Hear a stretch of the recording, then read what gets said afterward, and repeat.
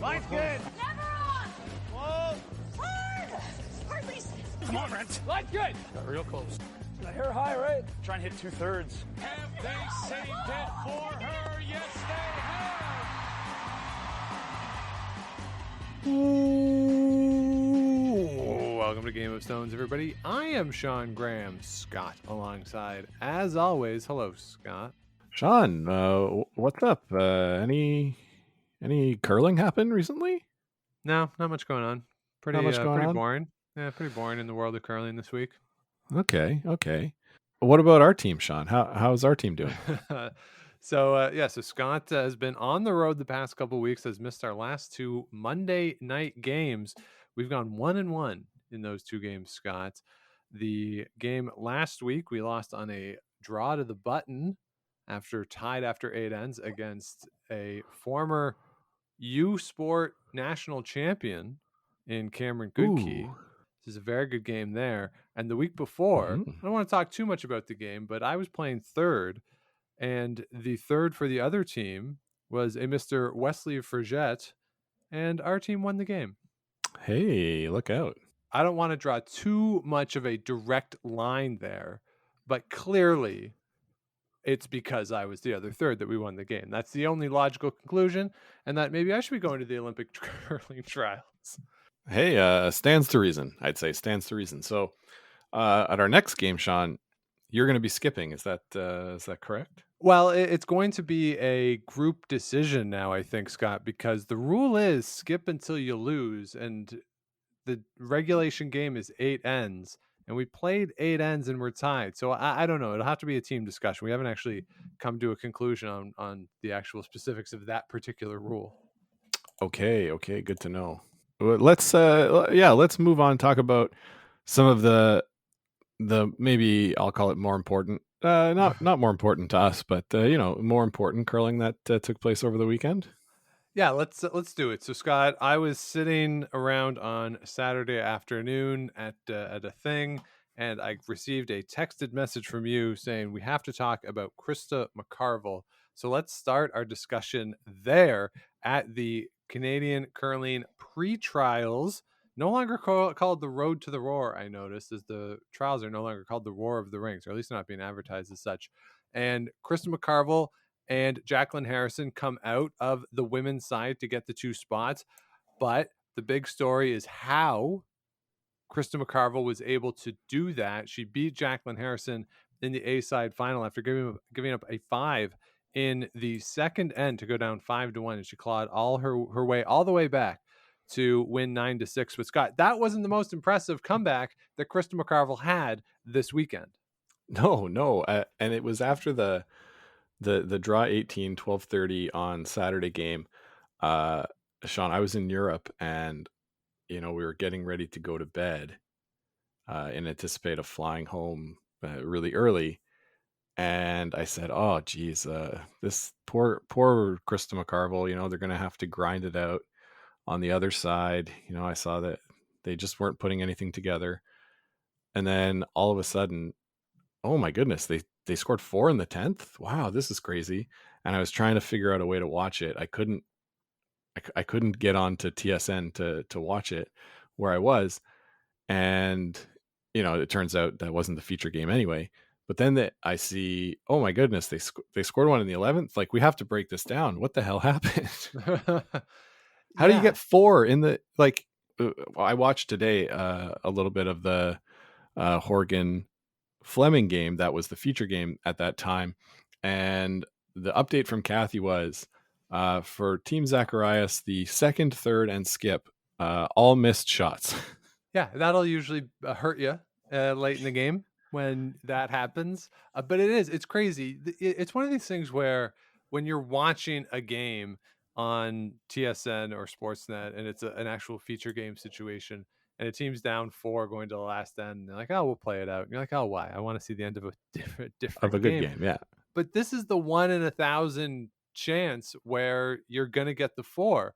And part of it, I wonder, because again, we didn't have the chance to see it, how much of this is young team, big moment. Now, world junior champion. So, I mean, they can make pressure shots. How much of it Mhm. maybe is a moment getting to them potentially? How much of it is McCarville's team putting the rocks in the right spot? And how much of it is just pure luck that the sequencing of when Emily Zacharias, Carly Burgess, and Mackzenzie Zacharias missing shots in that order, you just get lucky because they're not going to do that frequently. And it's probably Yeah. a mix of all of those things in some capacity, but it really stands out to see a 4 in the 10th end and then have an 11th end after that. Yeah, and there's got to be some kind of a letdown too, right? Team Zacharias thinking, okay, we've got this. They're not going to score 4 on us, Yeah. and then they do, and then to try and regroup and come back in the 11th.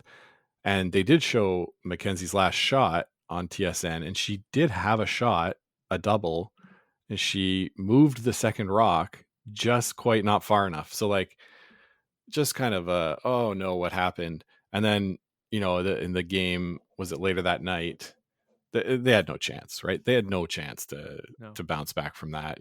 Mentally, you're sort of feeling, oh no, what's happened to us? And it kind of just got away from them at the end of the game. I think the mental fatigue really set in by that point. So a real tough out for this young team who showed quite a lot this week, played better than I thought they might. But, Krista McCarville never quitting. I don't know. It's nice. I mean, I like that team. We like that team. And to see them go through that grinder to get to the B final would have been pretty tough.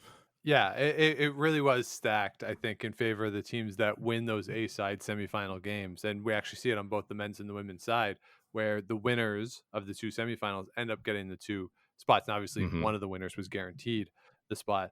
But it also does make it seem like now it could be an anomaly, and you do have the chance to come out the other side. And I agree that the teams that finish higher in the standings should have some form of advantage. There should be a benefit for having the better week going into the playoffs. So I don't mind the format. It is just interesting to see that the teams that lost those A finals were able to come back and win the B final and those quarterfinal games. You're right. This Zacharias, you go through, you have that struggle, and then you give up a steal of 2, steal of 4 in the 8th and 9th end in that game. That's a learning experience for them. They're going to come back probably even stronger from it. And the difference, though, is I mentioned it, Jackie Harrison and her team, they give up or they score 5 in that A-side final in the second end to go up 5-1, then give up a 2, give up a steal of 2, and then another steal. And just like that, they're losing the game at the 5th end break despite scoring a 5 in the second end. And they're able to come back. I wonder if part of it is they were able to sleep on it too, get out of the rink, go back to the hotel, just basically sleep off that game, come back on Sunday. But all credit to them. And all credit to Krista McCarville's team. And Scott, we've talked about it so often on the show when they go to a Scotties. In terms of just pure raw talent, we think they're as good as anybody else in the country. It's just the reps that they don't get because they don't play as much as everyone else on tour. And I do wonder how much this will help them going into the trials, having this big event on the arena ice.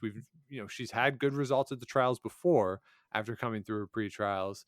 And I think this field is a little more gettable than the 2017 or certainly the 2013 fields were, is sort of how I might assess it.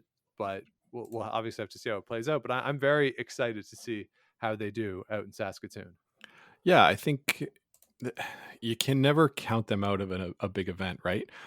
They're not going in as the favorites, certainly, but they can play with anybody there. And, it's going to take maybe some faltering from a couple of other teams, them also playing as well as they can. We see them finish second in a Scotties field, third, fourth, like almost every time they go. So they've got the talent, like you say. It's just going to be if they can put it all together in that 1 week. What we saw in 2017, they were in the hunt for that last playoff spot, maybe a tie break, lost her last draw. Krista herself this was her 4th pre-trials event. has made it to the trials twice, three times. Third. This will be third time through the pre-trials, third trials appearance. So third trials appearance for Krista herself, second for this team. I really don't want to count them out, especially we've seen with Brad Jacobs come through and the pre-trials and win. We've seen a team like Sherry Madaw get to the final. I think they came through the pre-trials. Maybe I'm wrong. The Morris team, the John Morris team that was sort of the remnants of, I guess it was Jim Cotter's team, right? Yeah, they came through and made the final there in 2014. So yeah, it's definitely possible. They can definitely do it. Yeah, and I mean, I was just going to look at the field for the trials right now, but I think they've got as good a chance as anyone. Yeah, it's all the usual suspects who you would think are going to be there. But if you look back at the 2017 event, she goes 4-4 there. But as a team, they had the highest shooting percentage out of all the women's teams during the week. And like with so many other times that we've seen them, she had a couple of tough losses early in the week. Now, she won her first game, but lost to Casey Scheidegger in draw 4 and then lost only by 2 to Rachel Holman in a 4-2 game. So nip and tuck. She can play with everybody there. It's going to be interesting. Now, again, short event. You can't get off to a tough start. It's hard to carry losses early in the week through this. Yeah. But it's going to be a lot of fun to see them there. And I think the Saskatoon crowd will get behind them a little bit. I think so. Yeah. Strange to see them wearing blue at this event. I was like, what's going on? What team is this? But they'll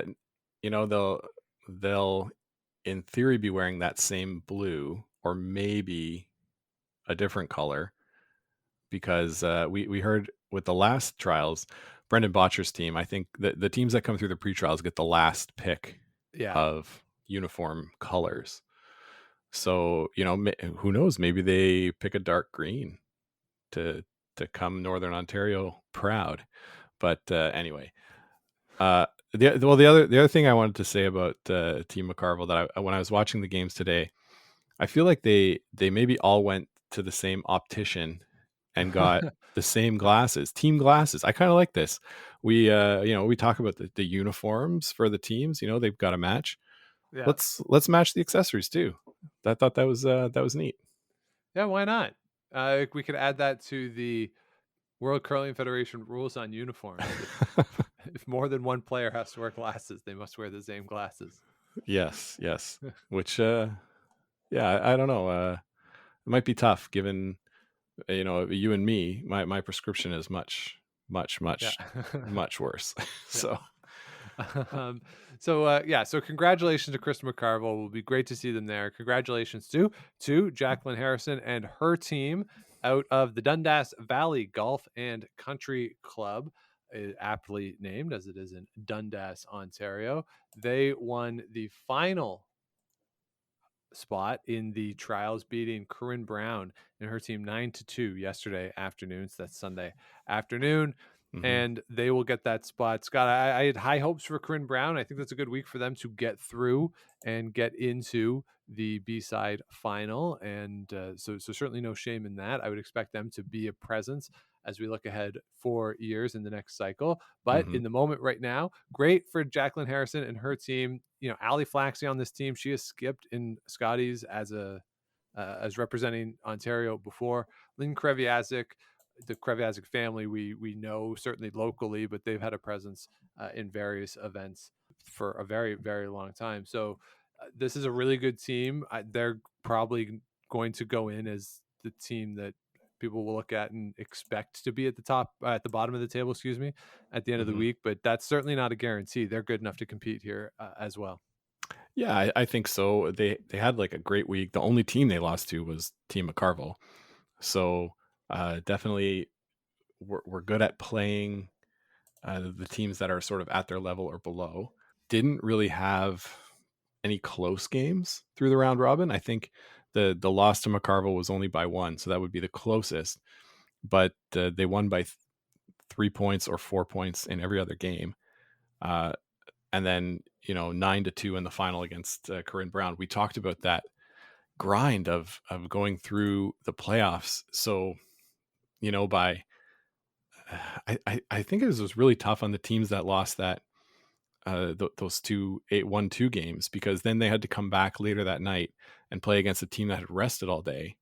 Now maybe you can say, oh, they know the ice better, but I don't know. It's really tough. That's really tough to play too. And then you have to try and get up for another game in the morning and then another game that the next afternoon. Like you got to win 2 more just to get to the final. And then, so anyway, I think that's really tough.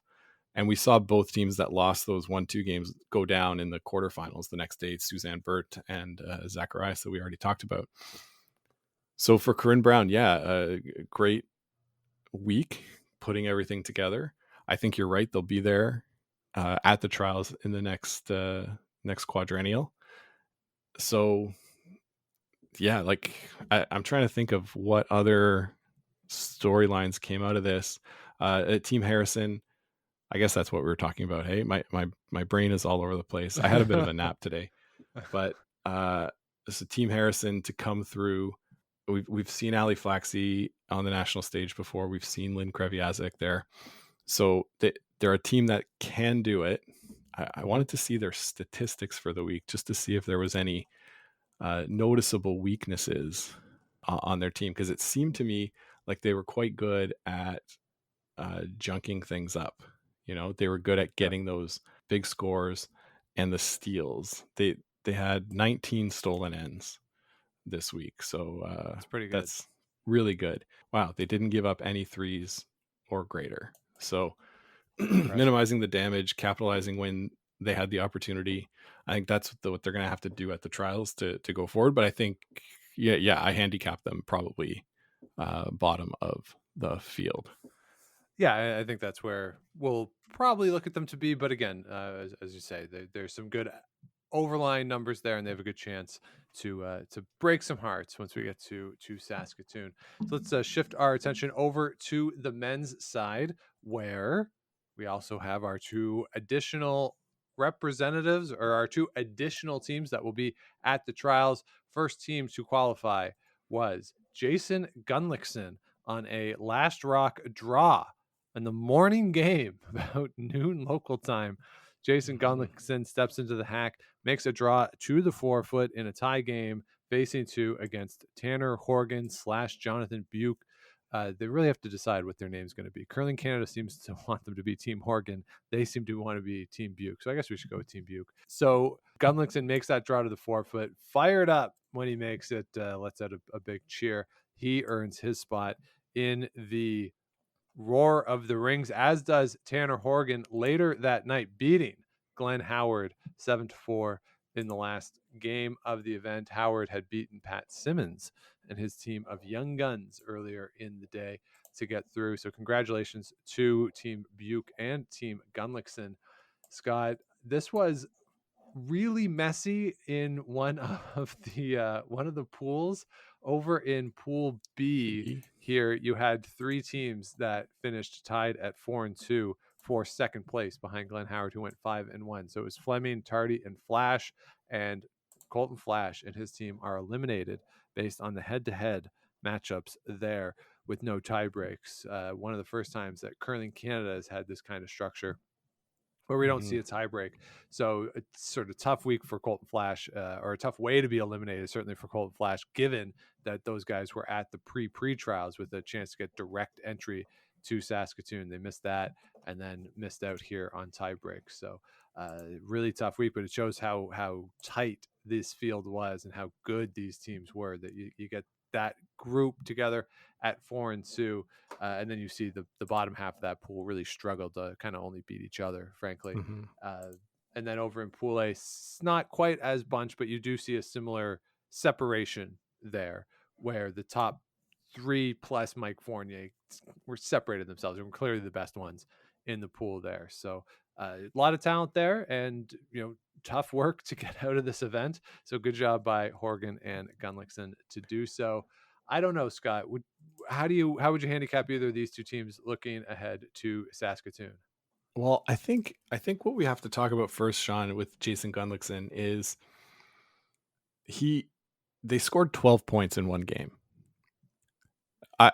That's to me, that's like crazy that they that they were able to score 12 points in a game.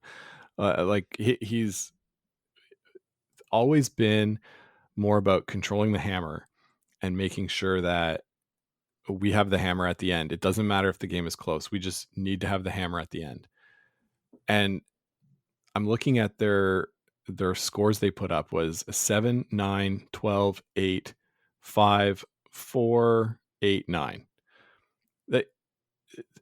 This seems to me like a new Team Gunnlaugson, a more aggressive Team Gunnlaugson, not having been able to watch any of the games. This is sort of the what I'm seeing from the outside.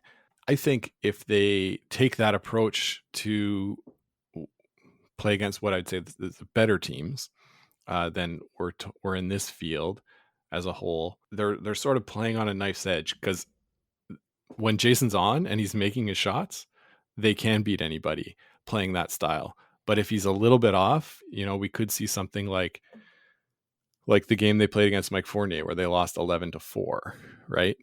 Giving up big steals. So, and that was a game where Jason only curled 69%. So I'm very fascinated to see how this sort of more aggressive Gunnlaugson team will perform against the better teams, or will they revert back to a more defensive style and try to just hang in there? Because I think Jason, giving him the ability to play every shot early in the game prepares him better to make that shot at the end of the game, right? If you've been blanking every end and now you've got to make a hard draw, now you're doing it cold, as opposed to, I've got a feel for my draw weight. What do you think of that? No, I agree. I did like some of what I saw from this team. I didn't like the game against Vincent Roberge that I saw them play.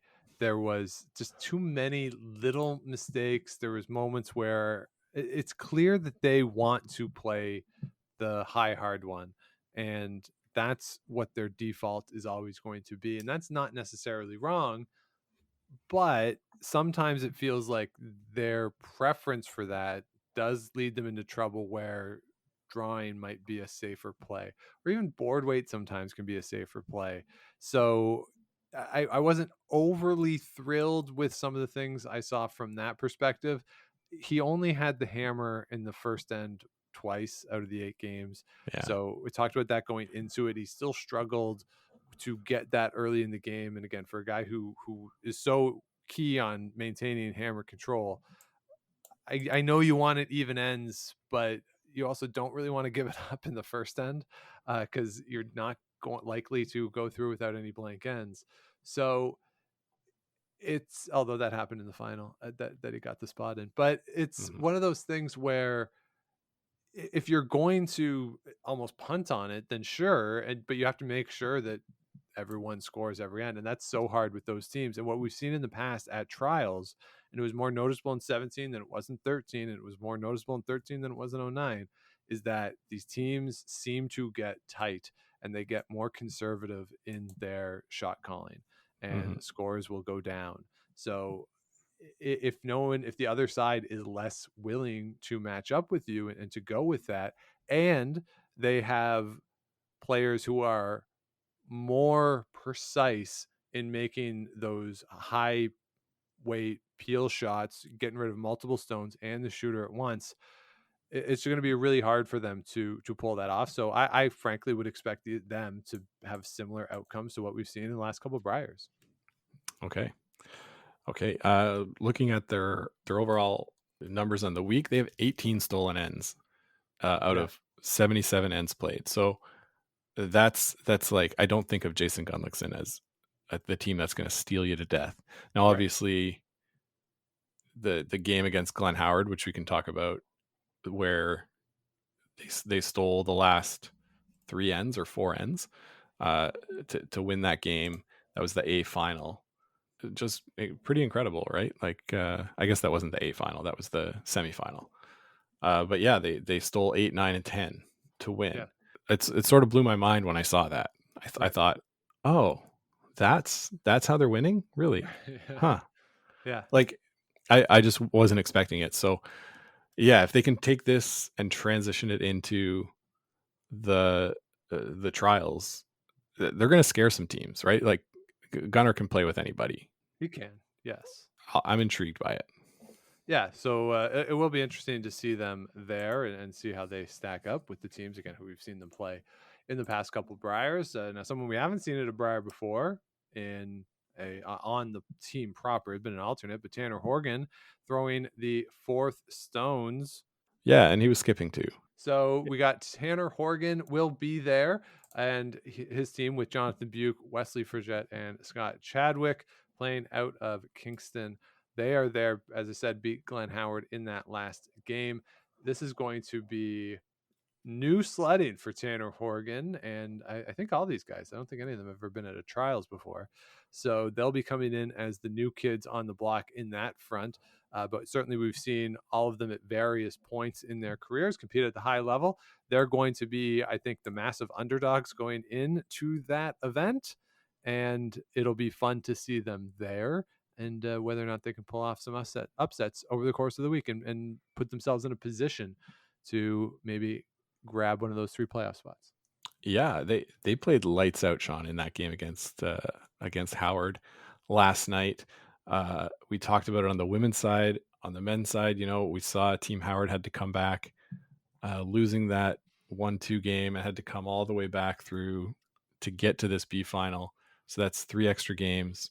Just, I guess they just couldn't put it together at the end. And Team Horgan shot out of this world, 92% as a team. Tanner himself 94, Jonathan Buke at 98%. When you've got the third on another team putting up those kind of numbers, you're not going to win many games. No. And it also in turn made Scott Howard's shots a lot more difficult, and as a consequence his percentage was down at 73.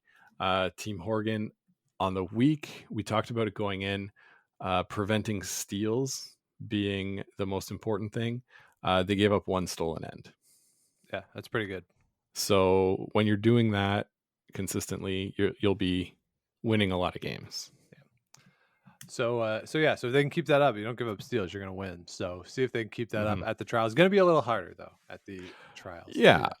Some tougher competition, but this team, they've got the parts there. Like it's just about putting it all together and getting some reps. So I'm excited to watch them there.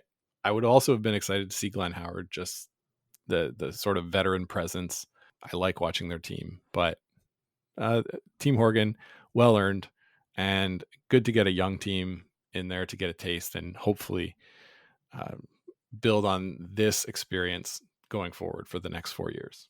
Yeah, it's kind of crazy though, that to me at least, in that Glenn Howard has done everything that Glenn Howard's done. But I think this team has a better chance to win the trials. Not that I would pick them necessarily to win, but Glenn Howard would be good. It would be competitive, but these guys, they're more on the upside. And I want to say something else too about Glenn Howard though, is that Glenn Howard, I've seen on the periphery, I don't pay too much attention to like Facebook posts and stuff, but that there's apparently a segment of the curling fandom that just wants him to retire and give his spot to younger players. My position would be if Glenn Howard can keep winning, then Glenn Howard can keep playing until he doesn't win anymore. Until he, if a young team wants to take his spot, beat him. Yeah. And as long as he's beaten you, then don't complain about it. Would be my position there. So yeah, exactly. That's that's kind of like, oh, well, don't swing at a 3-0 pitch because you might hit a home run and like hurt our feelings. Well, if you don't want me to swing, throw a good pitch and I won't hit a home run, right? Or like, yeah, get me out. Yeah, get me out. Sports. That's it. Yeah. Oh, you're winning by too much. Yeah, no. Yeah, no. So there you go. So that's the ins and outs of the pre-trials event in Liverpool. So as we said, the fields are set for the 2021 Canadian Olympic Curling Trials. Scott, let's shift our attention now over to what happened in Beijing, the wheelchair World Curling Championship. Scott, you were unable to join me for the preview of the World Wheelchair Curling Championship. So we didn't make picks for that, but your champions are China, coming out and winning as the host team, beating Sweden in the final in an extra end. They were able to steal the win from the Swedish side. So Heitao Wang is your new world champion skip for the wheelchair discipline. Big congratulations to Sweden, though. They were relegated in 18, didn't make it in 19, and had very strong finishes last year, and then a silver medal this year for Sweden. So a good job by them. And I think as we go into it now, Scott, China has won 2 of the last 3 world championships. And going into the Paralympics in March, we're going to have to be looking at them as the favorites for the gold medal as the host squad.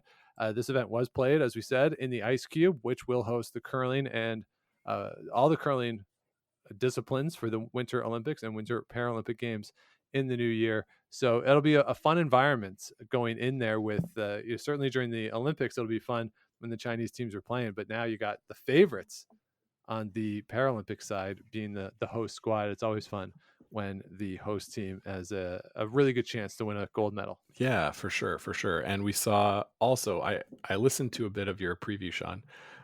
We saw a couple teams qualify to get into the Olympic field. Is that right? Latvia and the US? Yeah. So really the more we released the show and I thought about, I even cut some of the stuff that I said in the show, but really the only possibility of a team in the field to not qualify was the United States. Right.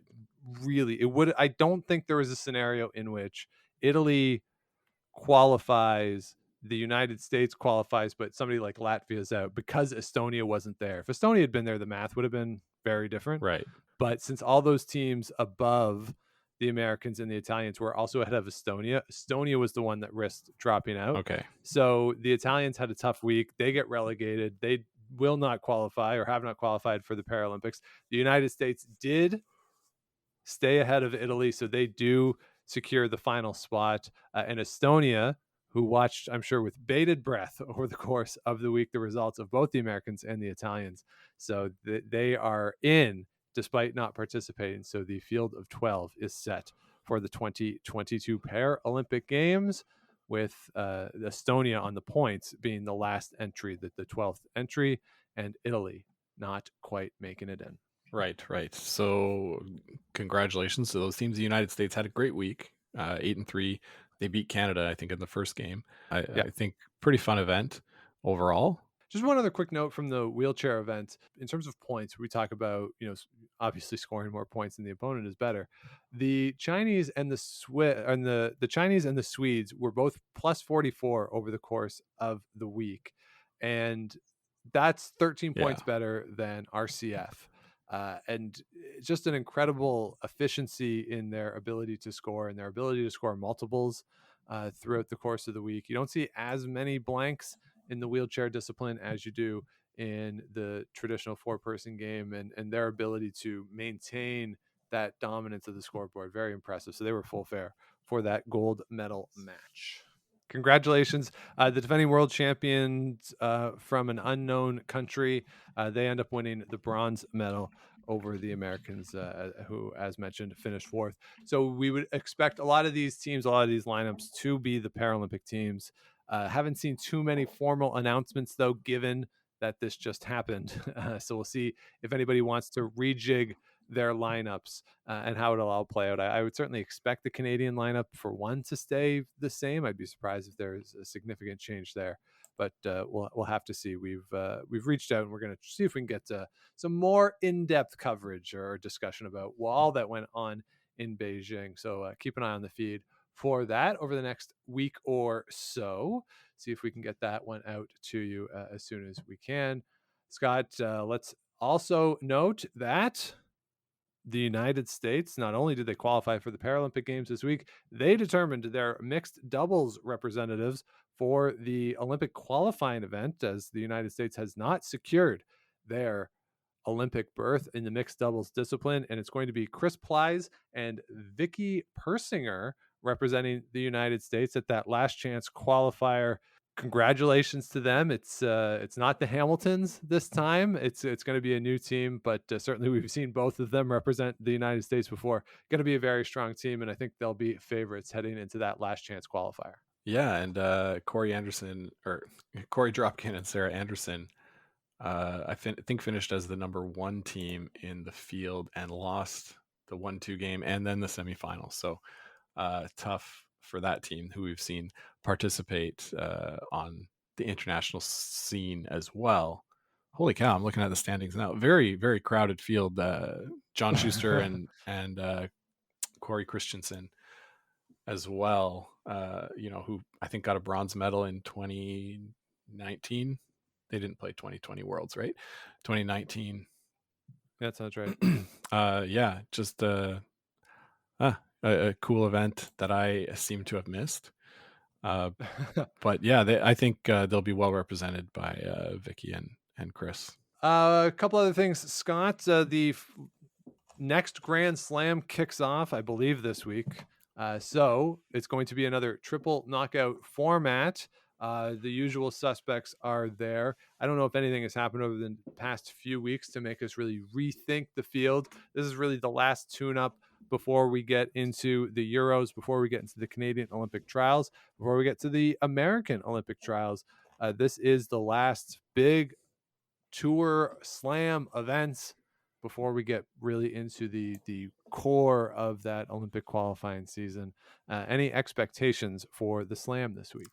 Yeah, I think it'll be fun to look at who is playing well, going into those trials qualification processes. We talked a bit before about how does it correlate, does it not? A slight correlation to how you perform at the Olympics. We'll see, if the teams that are hot leading up to this are able to do well at their national events. As we look at it here, it's one of these things too, Scott, where I'm sort of struck as to the discussion we had a few weeks ago. Like, does it really matter? And as we said, Gushue won a couple in 2017 and lost the semifinal of those trials. So it's hard to know what the correlation is, if any. But it'll be fun to watch. It'll be fun to see if there are teams trying things, trying to make changes. What things are they going to be working on in addition to trying to win this event? So it'll be fun. So just to run through the field really, really quick. On the men's side, we'll run through the first round matchups. It's Brad Jacobs against Braden Calvert. Tough week for Calvert to go from Liverpool out here to Alberta for this event.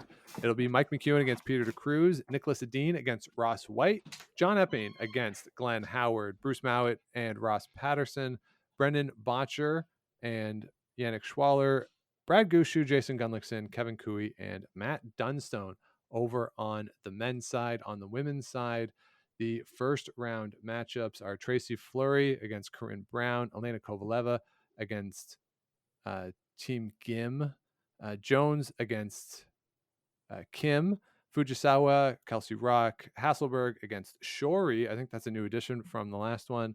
Homan against Duncan, Anderson against Rana, Tiranzoni against Walker. So a couple changes in who is there, who's not there, but usual suspects. This should be fun to see how it all plays out. Similar structure as the last one, triple knockout format into the 8-team playoff. Scott, do you want to make picks? Do I ever, Sean? It's all about picking the right teams at the right time. Are you going to write this down for me? I can write this down, yes. Okay, let me think about it a little bit more. I don't know. Are we picking one team? How many teams are we picking? I think we did 4, and you pick your winner. 4 and the winner. Yeah. Okay. On the men's side. Yeah. You know what? Give me Gunnlaugson coming off this pre-trials. I think they're playing well. Okay. Give me them to make the playoffs. Give me Gushue because he always does make the playoffs. Yeah. Give me Team Bottcher. I guess one thing we didn't discuss was Team Bottcher confirming Canada's spot in the World Championship.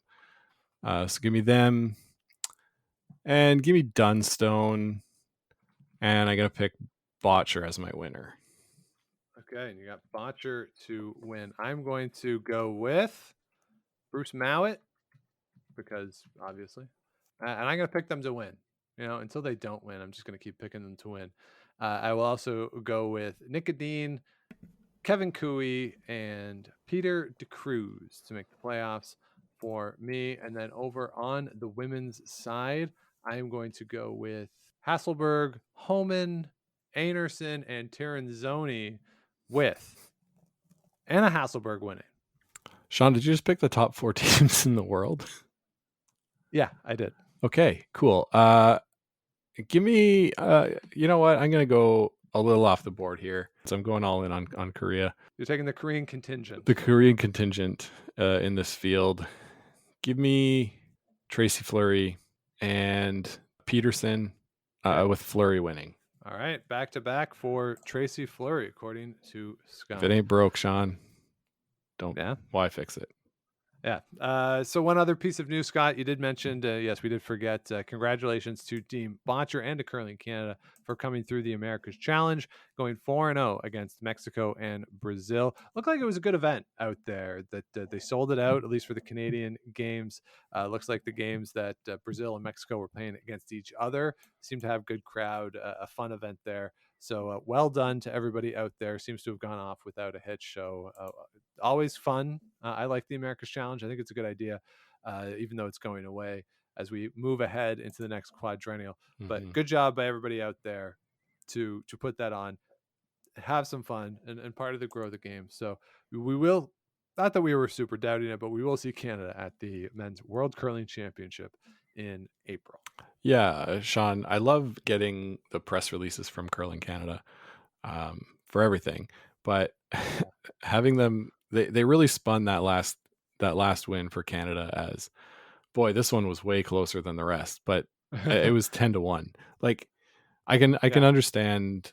Okay, Brazil played a lot better than they did in the first game. Sure, that makes sense, but don't tell me it was close. Like No, but it was fun to get some updates from people in the building. I know Dee on Twitter, she was posting some updates, certainly on Friday night when I was really watching it, and we've seen some videos. The game on Saturday afternoon between Mexico and Brazil, I saw a lovely double for 2 that I believe the Mexicans made. So there's some good shot making out there, and just a cool event. So again, last time we're going to see it.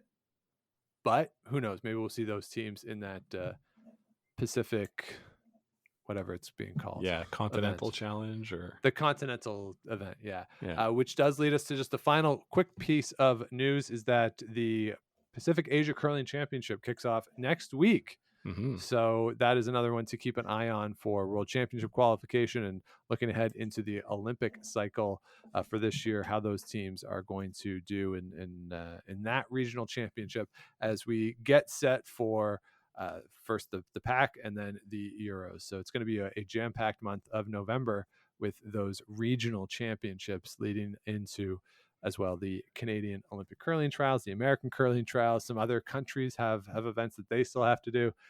Just a jam-packed schedule moving ahead, and we will be here for it all, Scott. It's going to be a fun month.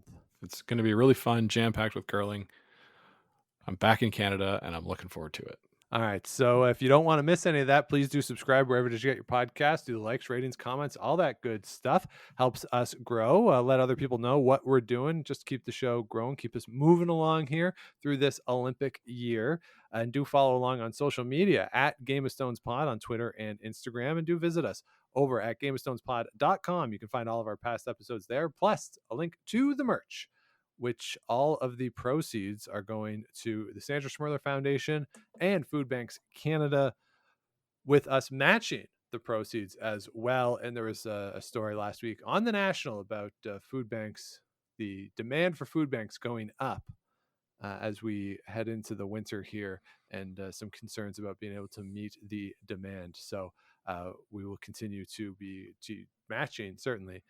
So just a concern around the country, it seems. So always happy to help in whatever small way we can here through the show. Of course, if you want to let us know what you want to hear on the show, please do reach out. GameofStonesPodcast@gmail.com or through any of those social media channels. Always love to hear from everybody, and let us know what is on your mind as we head into, again, a very jam-packed month on the show. So, Scott, you are back in the country. You are still, I assume, slightly on European time. We play a 8:45 p.m. Eastern time game this evening in a couple of hours. If you're the third, are you going to be in any condition to actually give me sound advice if I'm skipping? Well, Sean, I took the day off work. I made sure that I wouldn't be pushing myself too hard on the first day back. And I had a nap between 2 and about 3:30. Okay. Then I went to the gym. Yeah. Feeling strong, feeling good. I'm feeling alert. I'm going to go cook dinner now, and I should be rip roaring ready to go. All right. Are you having a brain smart meal? I'm going to have steak and vegetables. Okay. Is that brain smart? Right. I don't know. I hope so. Yeah, well, I guess we'll see. Hey, if we win tonight, we have a chance to move up. Oh, so, exciting. Big game. Yeah, big game. So, Scott, we'll see you there in a couple hours when we will talk to everybody out there next week. So thanks for listening. We'll talk to you later. But until then, keep those brooms on the ice and don't dump that intern. Make the final.